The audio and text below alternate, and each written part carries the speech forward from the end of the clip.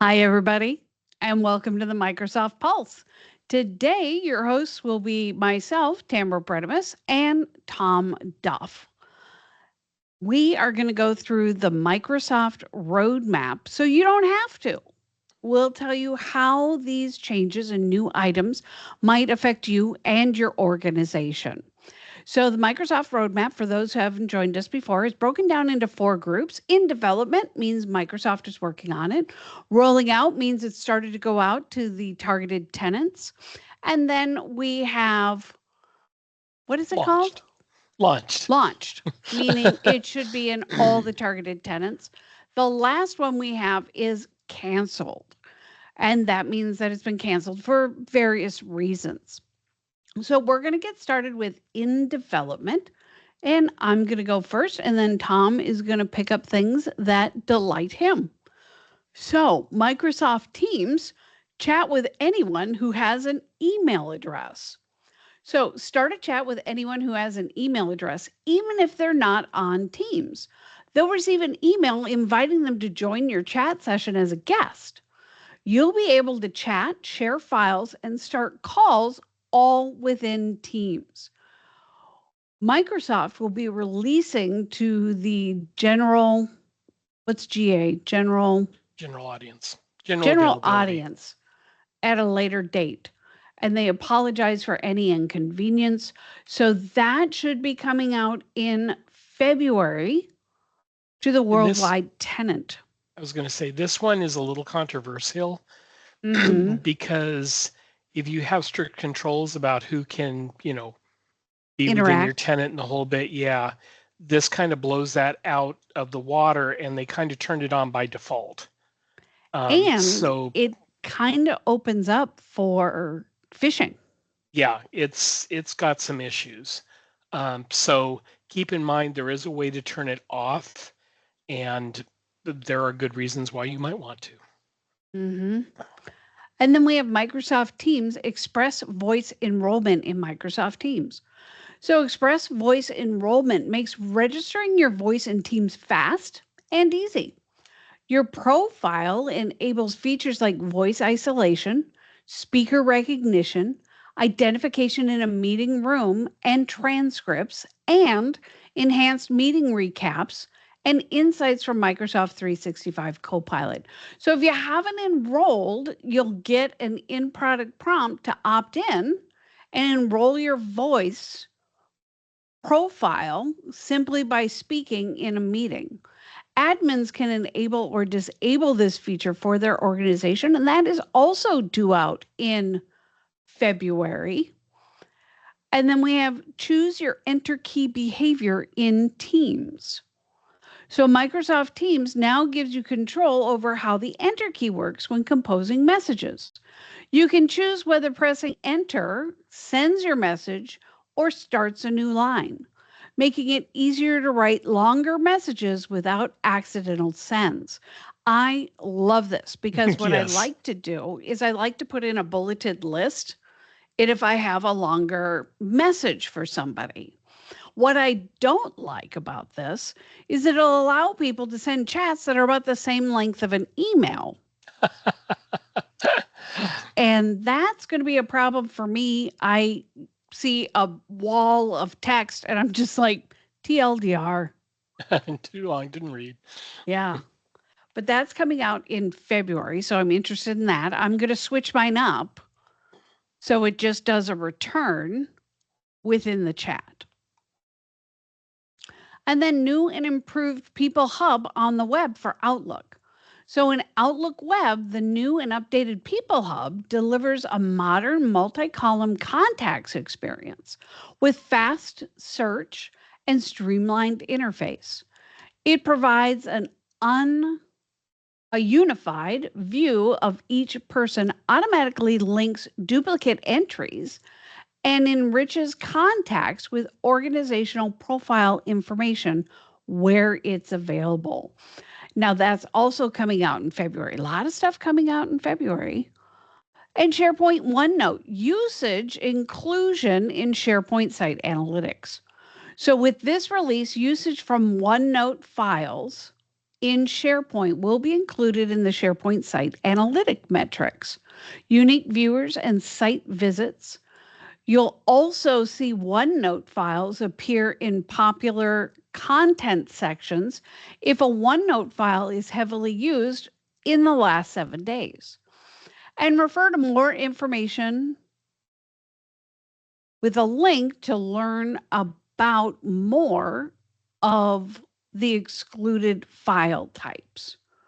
So there is some additional information for this one. And I think that's it for in development. Tom, what do you find delightful about in development? I bet it has to do with Copilot. Actually, there's not a lot of Copilot ones this time. So what I will do, though, is I'll touch on a couple ones that are out there for Copilot. One of them is admins will be able to create and deploy custom Model Context Protocol, MCP connectors across Microsoft 365. So MCP is kind of the technology behind being able to do agents that do multiple things for you.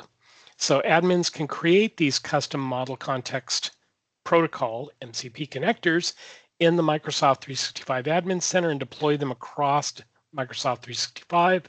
This will allow admins to surface their organization's custom data in Copilot via these MCP-based connectors. So again, that's not something you'll go, oh, well, that's helpful on a day-to-day basis. If you're building agentic type things in Copilot, this is something that's going to be of interest to you coming out in January. Then we also have Copilot support for refining query filters for Confluence Copilot connectors.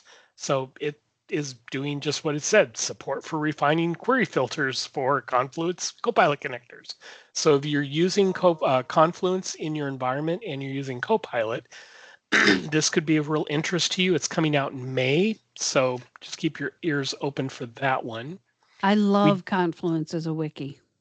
Yeah, it's as a really wiki, great. It's really good.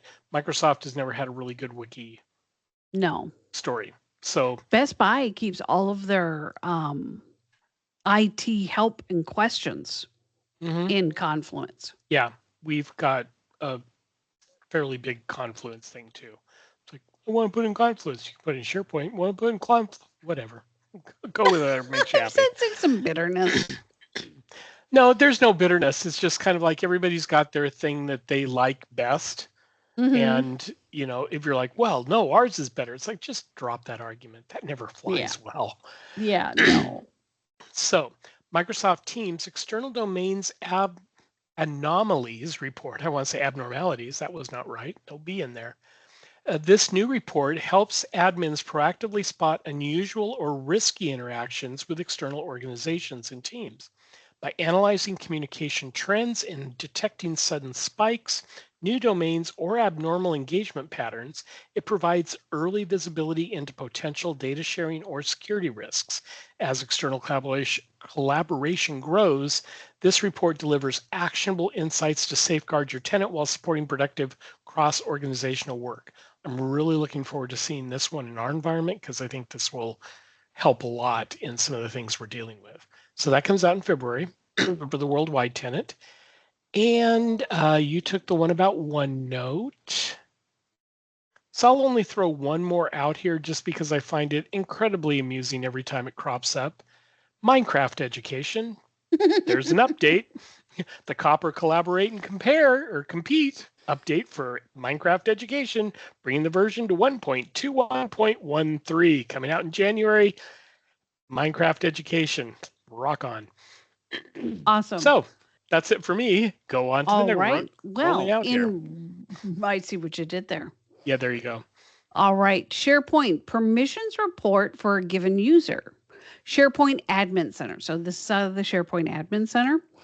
This report under data access governance within the SharePoint Admin Center provides SharePoint admins with a list of sites where the given user has direct or indirect permissions at a site, library, folder, file level.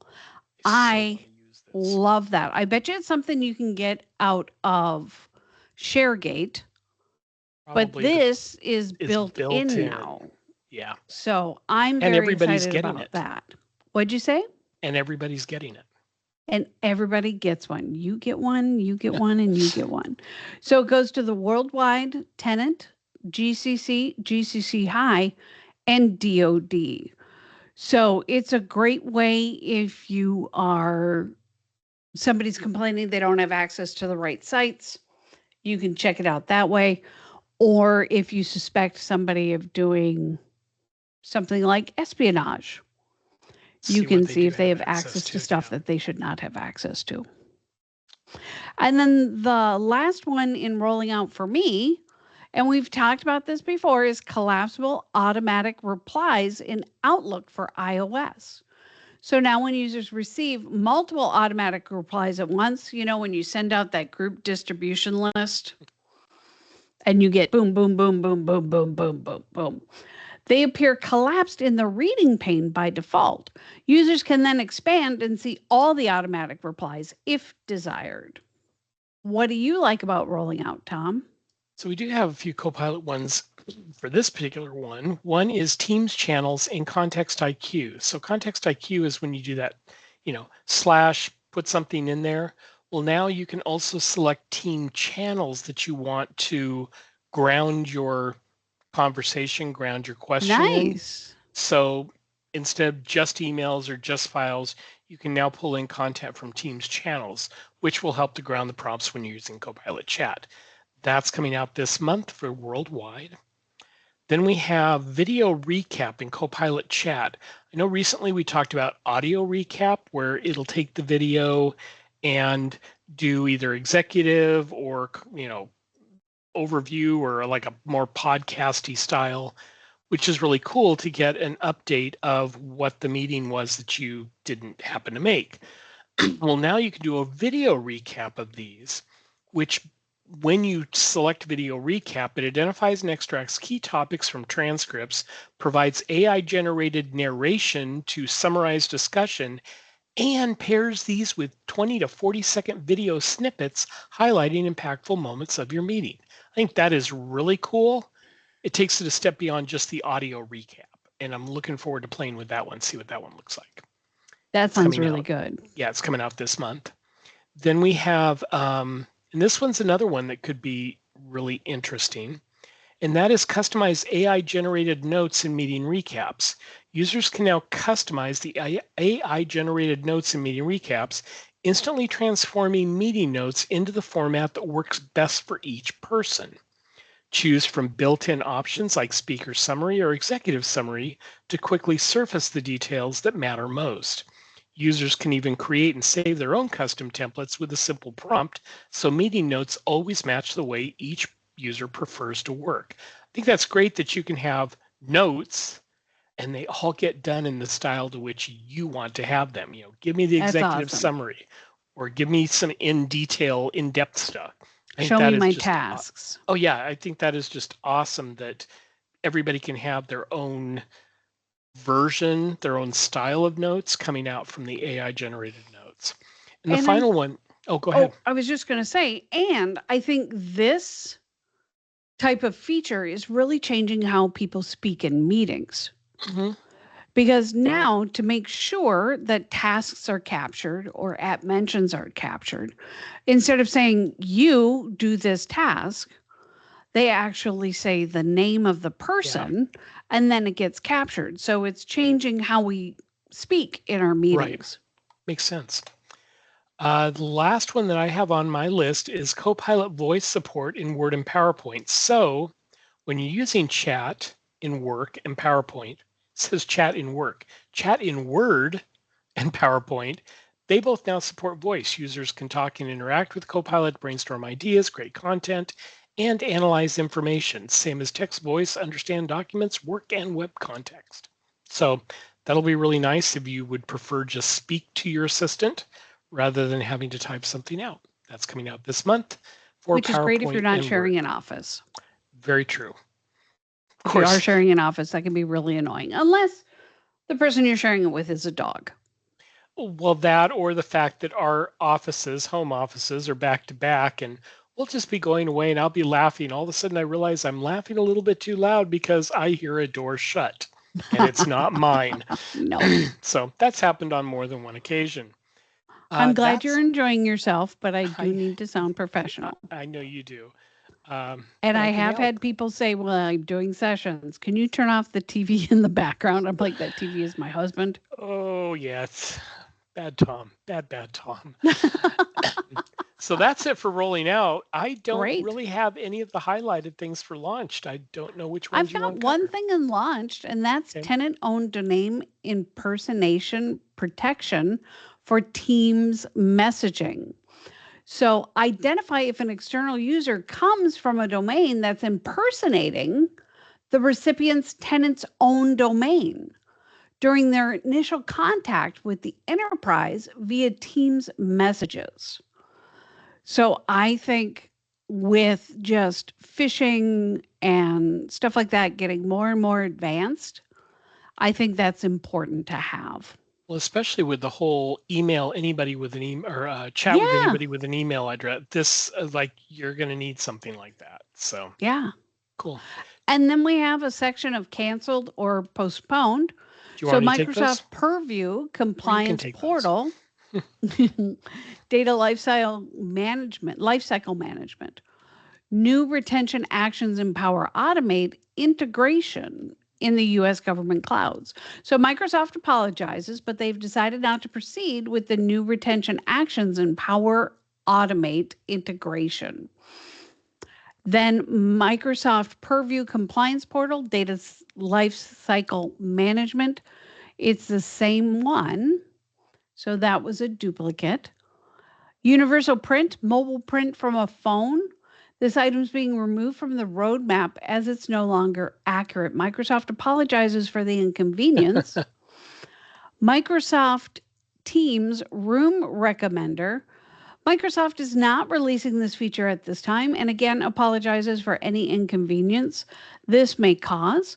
If no room is booked, what it did was if no room was booked for a meeting, this AI feature recommends rooms in meeting chat an hour before the start when two or more attendees are in the same building, making in person collaboration easier. So that's not happening. Then we have Microsoft Teams notify collaborators in chat that they're That are in the office. one of our Alexis is going off in the house.